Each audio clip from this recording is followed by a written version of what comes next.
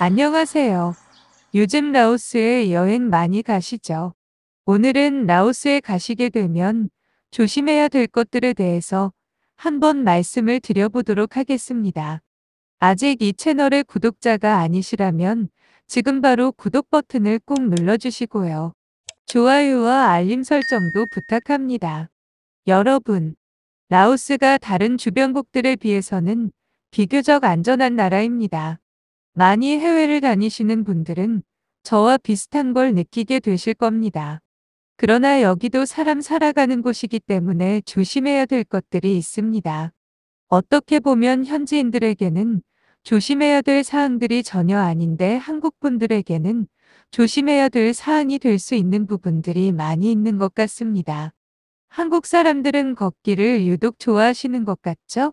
운동을 걷기로 하시는 분이 상당히 많으시고 한국에서는 10에서 20분 정도는 걸어가는 게 당연한 우리들의 문화입니다. 그런데 라오스에서는 개하고 외국인들밖에 걸어 다니지 않습니다.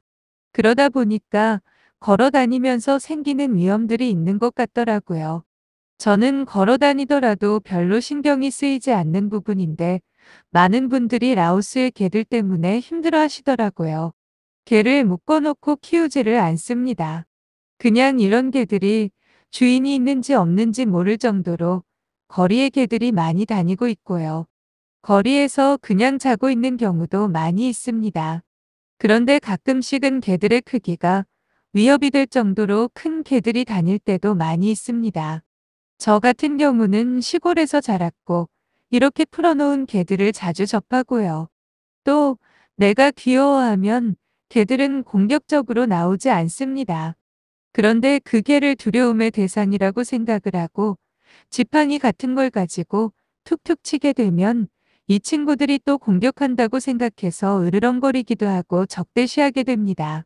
개를 조금 키워보신 분이나 개에 대한 지식이 있으신 분들은 그렇게 위험하지 않는데 개를 무서워하시는 분은 실제적으로 거리를 다니면서 개 때문에 가장 큰 스트레스라고 하더라고요. 그래서 요즘은 가지고 다닐 수 있는 3단봉을 사가지고 오시는 분들이 많으신데요. 아마 개가 익숙하지 않으시고 두려운 어려움의 대상이라고 생각하시는 분들은 지팡이 하나 정도는 가지고 거리를 걸어 다니시는 게 심적으로 더 안정이 되고요. 그리고 그런 상황에서 쉽게 빠져나올 수 있을 것 같습니다. 두 번째는 음식입니다. 음식이 뭔 위험이 될까 생각할 수도 있겠지만 주변에 와 계신 분들 중에 음식 때문에 힘들어 하시는 분이 제법 있습니다. 간단한 배탈로 끝나는 경우도 있지만 병원을 가야 되는 심각한 상황까지 가시는 분들도 많이 있습니다. 아마 똑같은 음식을 먹더라도 사람의 상태에 따라서 조금 다른 것 같습니다. 저 같은 경우는 동남아를 많이 다녀서 그런지 길거리 음식을 먹거나 여기에 로컬로 음식들을 먹어도 괜찮은데요. 어떤 분은 고기를 자신이 구워 먹었는데도 불구하고 야채 때문인지 음식 때문에 고생을 많이 하시고 병원도 여러 번 다니시고 온 얼굴에 두드러기가 나시고 하는 것들을 봤습니다. 특히 야외에서 팔고 있는 해산물 같은 경우는 이 나라에서 나지 않습니다. 베트남이나 태국에서 들여오는 것이기 때문에 상당히 긴 시간을 보관을 해야 되는 겁니다. 우리나라처럼 냉동차가 잘 되어 있고 그런 상태를 잘 보존하는 시스템이 되어 있으면 되는데 그게 안 돼 있는 경우도 있고요. 팔 때도 상온에서 파는 경우가 많이 있기 때문에 해산물 때문에 배탈이 나시는 분들도 많이 봤습니다. 그러니까 이제 자신을 먼저 체크해 보시고 나는 그런 쪽에 조금 민감하다라고 하게 되면 길거리 음식을 드실 때도 빵 종류나 이런 부분들은 크게 문제가 되지는 않지만 해산물이나 고기 드실 때에는 조금 상태를 잘 살펴보시고 자신을 점검하시고 드시는 게 안전한 여행이나 여기서의 안전한 삶이 될 수 있을 것 같습니다. 그리고 최근에 한국분이 밤에 늦게 다니시다가 사고를 당한 적이 있습니다. 여기 라오스는 늦게까지 장사하는 곳이 잘 없습니다. 우리가 많이 가는 여행자 거리나 이런 경우도 10시가 되게 되면은 모든 집들이 다 문을 닫습니다. 늦게까지는 클럽 같은 경우만 딱 열어놓게 됩니다. 그런데 이렇게 밀집되어 있으면 그곳을 늦게 걸어가더라도 큰 위험이 되지 않을 텐데요. 문제는 밀집되어 있지 않는 지역입니다. 그런 곳을 가기 위해서 택시를 타고 가면 덜 위험한데요. 우리나라 사람들은 10분, 20분 거리라고 생각을 하게 되면 걸어서 가지라고 쉽게 생각을 하게 됩니다. 그런데 걸어가다 보면은 컴컴한 거리를 홀로 걸어갈 때가 많습니다. 이런 곳은 다른 외국인도 잘 걷지 않고요. 여기 현지인들은 아예 걸어 다니지 않습니다. 밤 같은 경우는 더더욱 또 사람도 많이 나오지 않게 되고요. 그러면 홀로서 어두운 거리를 걸을 때가 있게 되는데요. 그렇게 되게 되면 불미스러운 일들도 생길 수가 있으니까 여기에서는 되도록이면 교통수단을 이용해서 밤늦게 이동하시는 게 맞습니다. 목적지까지 딱 갈 수 있는 택시를 타시면 되죠. 가까운 거리라도 택시를 타시거나 아니면 적어도 오토바이 택시라도 불러가지고 가시는 게 좋을 것 같습니다. 그 다음 조심해야 될 것은 여성이 될 경우가 많이 있는데요. 특히 우리 한국 남자분들이 여성에 약하지 않습니까? 그리고 또 어려움을 보게 되면은 그걸 도와주려는 성향도 있으시게 되고요. 그러다 보니까 팁을 주거나 많은 돈을 여성에게 줄 때가 있습니다. 이 나라 사람들은 적당한 뭔가를 요구하는 경우가 잘 없습니다. 요구를 아예 하지 않거나 팁 같은 경우도 손님이 주면 받고 안 주면 안 받는 경우도 많이 있습니다. 베트남에서는 팁 안 주고 가게 되면 가이드한테까지 연락해서 누가 팁을 안 주고 갔다고 연락까지 하는 경우인데 여기 라오스 같은 경우는 팁을 안 주고 그 자리에서 그냥 가게 되면 그냥 아무 말도 안 하고 지나치는 경우도 있습니다. 그런데도 일부의 사람들은 팁을 많이 요구할 때가 있습니다. 그런데 그 요구하는 폭이 우리가 생각하는 그 선을 훨씬 넘어갈 때가 있거든요. 그럴 때는 이제 그런 팁을 안 주거나 아니면 적당한 팁을 주고 나와도 아무런 이상이 없습니다. 그런데 한국 분들은 마음이 약하다 보니까 많이 요구하는 팁이고 이상하다고 생각하는데도 그 팁을 그대로 주시고 오시는 분들이 있으시더라고요. 그래서 나중에 다른 사람들한테 물어보고 자신이 엄청나게 많은 팁을 줬다는 것을 인지할 때가 있습니다. 라오스에서 한 달이나 1년 가까이 이렇게 장기간 체류하시는 분들 중에서 라오스 여성들을 도와주고 있는 경우를 종종 보게 됩니다. 남을 돕는다는 건 좋은 일이죠. 도움을 받는 사람도 기쁘고 도움을 주는 사람이 어떻게 보면 더 기쁠 수도 있습니다. 그런데 그 도움을 주는 정도가 도움을 주는 사람에게 부담이 되지 않을 때 그 도움은 서로서로에게 좋은 겁니다. 한국 사람들이 어느 정도 사는지 가늠하지 못해서인지는 모르겠지만 또 자기가 벌고 있는 돈이나 거기에 감안해서 어느 정도 도움을 달라고 하면은 기꺼이 도와줄 수 있을 텐데요. 도와달라고 할 때 자기의 월급보다 많은 액수를 요구하거나 아니면 터무니없는 다른 물건들을 사달라고 하거나 그런 경우가 상당히 많다라고 합니다. 물론 형편이 넉넉하다면 상관없지만 그럴 사정이 되지 않는데도 그 요구에 대해서 한국 분들은 조금 심각하게 생각을 하시는 것 같습니다. 그냥 도와줄 수 있을 정도만 조금씩만 도와주면 되는데 이제 그러지 않고 그 친구들이 요구하는 만큼을 도와주게 되면 또 얼마 지나지 않아서 또 큰 금액을 또 요구할 때가 있다라고 합니다.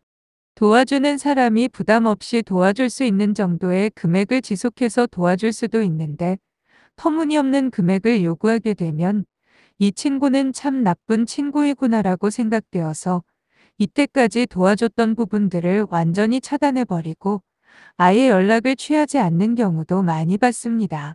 그래서 제가 드리고 싶은 말씀은 이 나라 사람들이 요구하는 만큼 주지 않아도 된다입니다. 도와주고 싶은 마음이 있으시면 그냥 도와주는 사람의 형편에 맞게 지속적으로 도와주게 되면 고마워하겠죠. 그리고 팁도 마찬가지입니다. 요구하는 대로 주지 말고 그냥 주고 싶은 만큼 주시면 됩니다. 저도 라오스 여성들이 우리가 뭔가를 도움을 주려고 할 때 또는 선의를 베푸려고 할 때 왜 이렇게 터무니없이 큰 금액들을 요구를 하는지 잘 모르겠습니다. 어쨌든 그런 부분들이 많이 있으니 그런 금액들을 요구할 때 그 금액을 줄까 말까를 고민하지 마시라는 겁니다. 그렇게 하지 않으셔도 됩니다. 그냥 우리 도와주시는 분들 또는 이제 팁을 주시는 분들이 만족하는 만큼만 주시면 됩니다. 그 다음 조심해야 될 부분은 바로 교통사고입니다. 여기 10개월 정도 제가 오토바이를 타고 다녔는데요. 처음 6개월 정도는 오토바이를 대여해서 타고 다녔고요. 그 다음부터는 전기 오토바이를 하나 사서 타고 다닙니다. 그런데 저도 오토바이 사고를 많이 목격을 하게 됩니다. 라오스의 운전 방향은 우리나라하고 똑같습니다. 그래서 교통법규도 크게 다르지 않습니다. 그래서 괜찮을 것 같지만 사실은 괜찮지가 않습니다. 이 나라의 운전 습관이 우리나라하고는 완전히 다릅니다. 저는 그래도 베트남에서도 조금 살다 왔기 때문에 역주행에 대해서 방어 운전을 하고 또 별로 놀라지도 않는데요. 여기 라오스 같은 경우는 차량은 베트남보다 훨씬 더 적지만 역주행의 빈도수는 베트남보다 좀 더 심한 편입니다.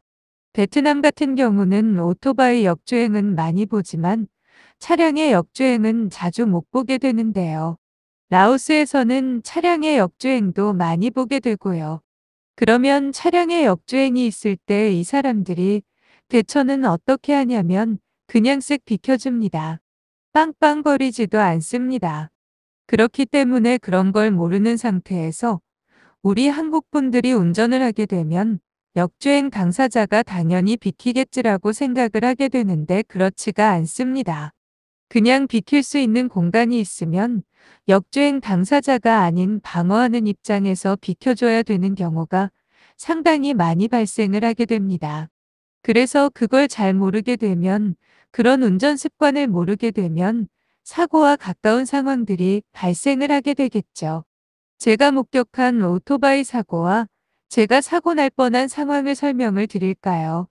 이게 조금 많이 황당하다는 걸 한국인 입장에서는 이해를 하시게 될 겁니다. 오토바이 두 대가 나란히 가고 앞에 가는 오토바이가 좌회전을 시도하려고 했는데 깜빡이를 켜지 않았어요. 그런데 반대 차선에서 차가 오고 있기 때문에 좌회전을 하기 위해서 서버린 거예요.